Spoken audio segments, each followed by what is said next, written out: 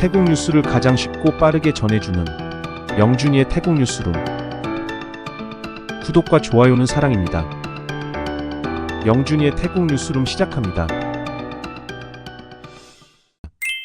태국 수안두시폴 조사 결과 패통탄 정부 출범 3개월에 대한 국민평가가 발표되었습니다.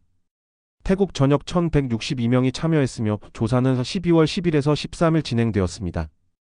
패통탄 정부의 강점으로 경험 많은 고문진 49%, 내각의 낮은 갈등 37%, 국민과의 소통 용이성 35%가 꼽혔습니다. 성과 평가에서는 40%가 평가 어렵다, 28%는 기대 이하라고 응답했습니다. 경제 문제 해결에 대해 55%는 신뢰하지 않는다고 답했으며 효과적인 정책으로 1만 바트 지급 71%, 관광 진흥 56%가 선정되었습니다.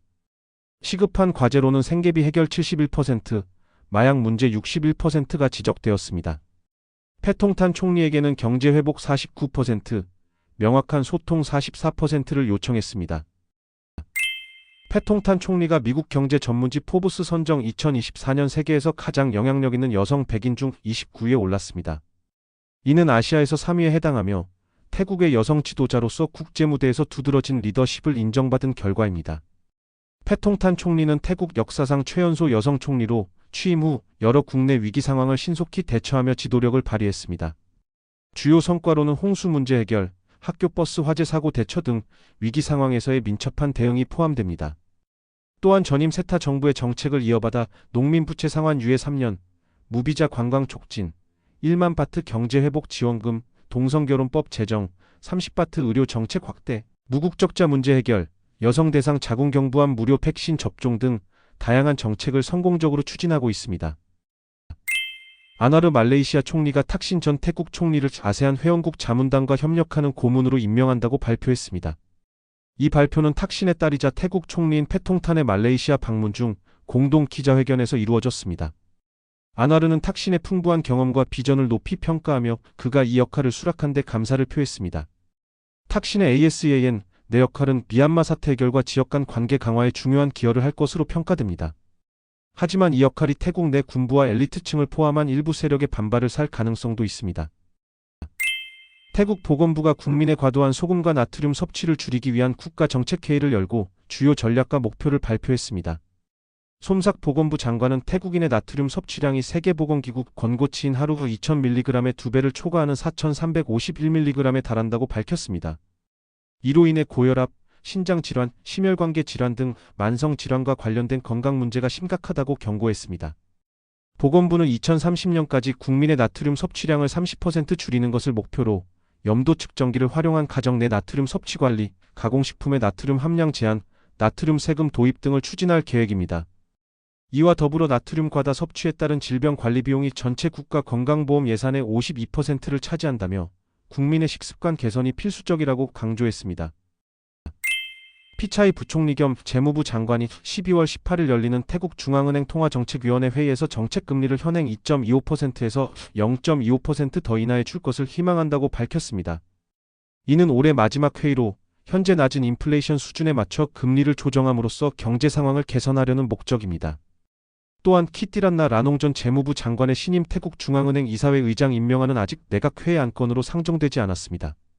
한편 경제 활성화를 위해 1조 바트를 추가 투입할 계획과 관련해 피차이 장관은 외환 보유고를 사용하는 것이 아니며 해당 주장은 잘못된 이해에서 비롯된 것이라고 해명했습니다. 태국 상공회의소 회장이 패통탄 정부의 90일간 성과를 긍정적으로 평가하며 관광 및 소프트파워 정책이 경제회복에 기여했다고 밝혔습니다. 무비자 정책과 대규모 축제가 외국인 관광객 3,200만 명 유치에 성공했으며 내년에는 4천만 명을 목표로 하고 있습니다. 데이터 센터, 전기차, 반도체 산업 등 외국인 투자 유치와 부채 완화 정책도 긍정적으로 평가되었습니다. 그러나 글로벌 경제 불확실성으로 내년 GDP 성장률은 2.8에서 3.2%에 그칠 것으로 전망됩니다. 상공회의소는 생계비 완화, 최소임금 조정, 지방 관광 및 수출 경쟁력 강화 등 경제 활성화 정책의 신속한 도입을 촉구했습니다.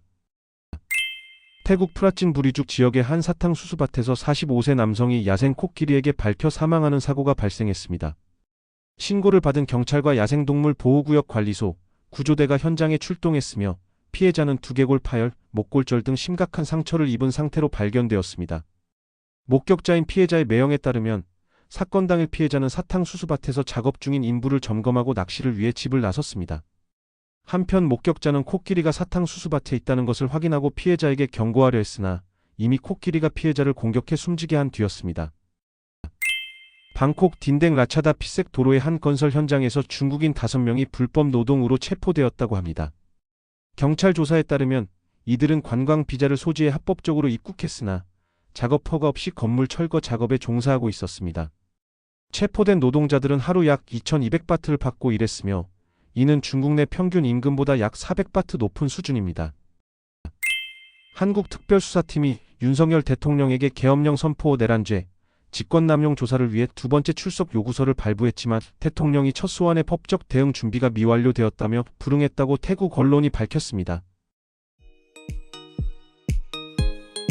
이상 영준이의 태국 뉴스룸을 마치겠습니다. 감사합니다.